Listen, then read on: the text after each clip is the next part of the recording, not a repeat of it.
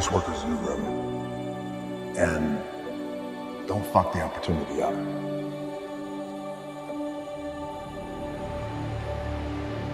This idea and this notion that you can be anything you want, you can accomplish anything you want, right? We hear that. You've heard that from the time you were little boys. You hear that now. Getting up at 4 o'clock in the morning every day before anybody else and grounding my thought process is in the no one will outwork me. No one. I cut from Canada. I had $7 in my pocket. And I always tell that story. So now my production company is $7, advertising agency is $7, everything is $7. So I always remember that. What helps me is to keep the hard times in the front of my mind, because it allows me to go into these big moments that I've worked my ass off, and you guys have worked your ass off. It allows me to go into these big moments with a different perspective. What it also does for me, and again, this is what works for me. I was just in the gym putting in the work. At 6 years old, rolling around on the mats, and finally when I could touch weights at 13, that's what I was doing. But the weight part for me and the gym part has always been, has to be the anchor for me, because again, it allows me, what's that? Yeah. It allows me to keep everything grounded. But then one thing that will never, ever, ever go away is you get your ass in that weight room and you put in the work. That's gonna happen when you're 30, 40, 50, 60, 70. That never goes away. You get on the court and you shoot some shots, but you're gonna wind up right back in the weight room, right? Right back in your spot. So, recommend that you remember what was accomplished here in the past, which again, I know you guys do because it's always here. It's always being pumped in the bed. But goddamn, I want to do it better. I want to do it better. How that is, because they even said to me, well, how do you do it better than him? This was in 2006. I said, I don't know, but I do believe there's a better way to do it and a different way to do it. I pulled a Jim Brown. I left when I was on top, like #1 in the wrestling business, and I left. It was a ballsy, gutsy, some call it stupid move, but I had to commit and I had to follow what was in my gut. And at that time, I'll share this with you guys, and Will Smith is my boy, and I sat down at that time with the agency I was with. They said, what do you want to accomplish? I said, I want to accomplish the world. I want the world, and I want Will Smith's career, and I said, and I mean this respectfully because I know he's here at this agency with us, I want to do it bigger and better. I love what I do. And not only that, but in what world do we not work every day? It doesn't mean, it's just like you guys in the off season. You gotta work every fucking day. It doesn't end.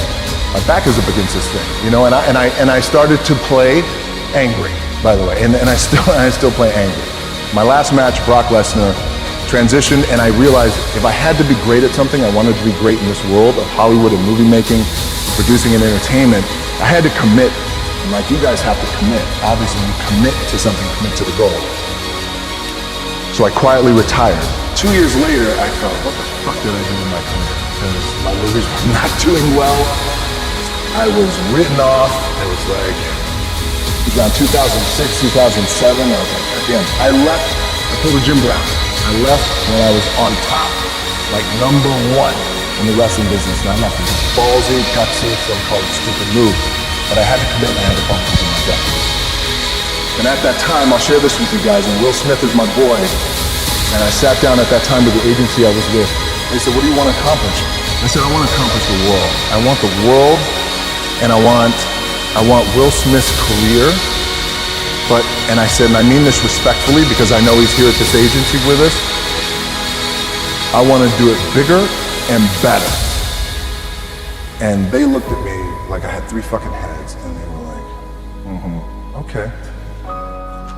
But I still stayed focused, and I still had these to put in the hard work with my 2 hands. And that's it, and that's what it comes down to with you guys too. You know, look,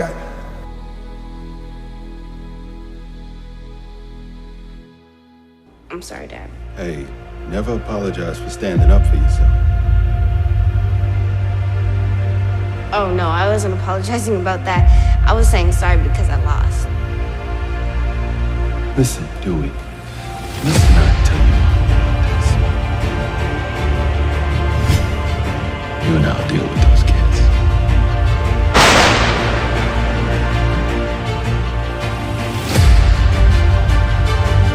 sometimes your vision is so big you don't know how you're going to get there, and that's okay. You don't have to have all the answers. Keep that vision clear, your eye on the prize, So how did I get here? By being the hardest worker in the room.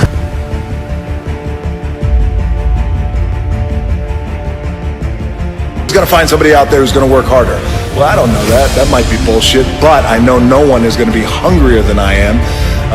And I try and find a way to be grateful. So I hope that helps. It's 2 o'clock in the morning. If you're watching this, you better be doing something productive.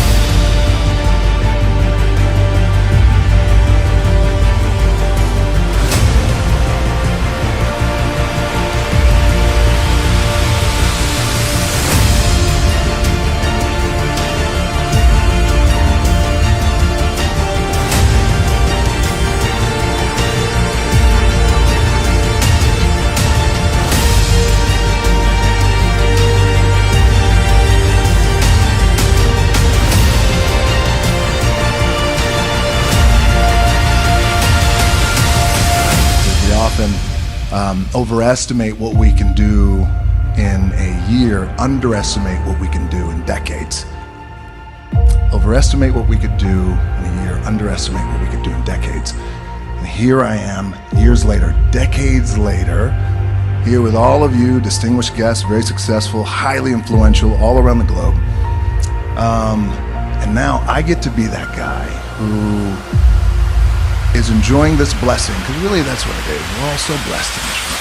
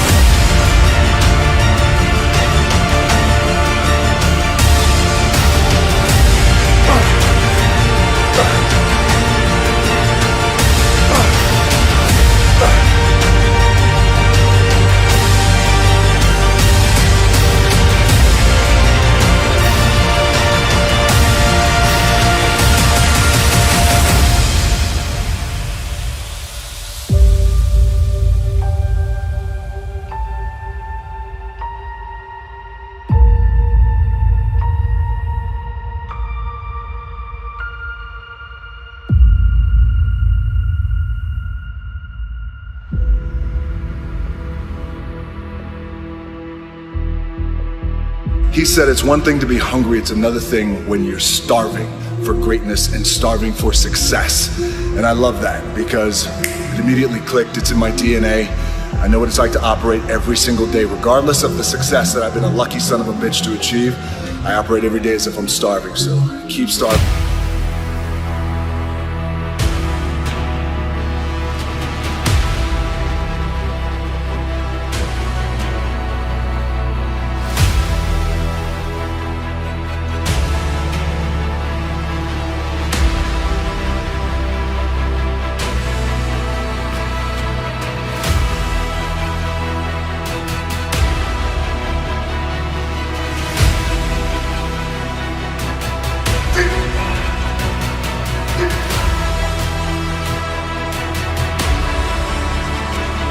Perspective always drives your performance, and I love that. It's so true. Look, I'm tired, you're tired. I got a baby at home. She's gonna wake up in an hour looking for daddy. I got a baby mama at home. She's gonna give birth any day to my 3rd daughter. I got Rampage opening worldwide. I got a lot of business to take care of. But I thought instead of going to sleep, let me come to the gym, get my workout in, and clear my mind so I can attack the day. Again, perspective always drives your performance. Think about that, apply it, and finish strong.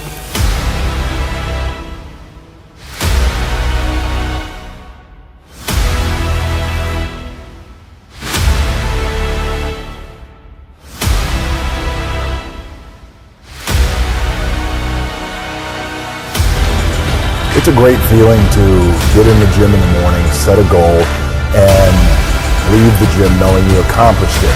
And at the end of the day, it's never too early or too late to get after your goals. And once you start that first step and you take that action, that's going to be what creates the momentum. And once you get that momentum going, then you're off to the races.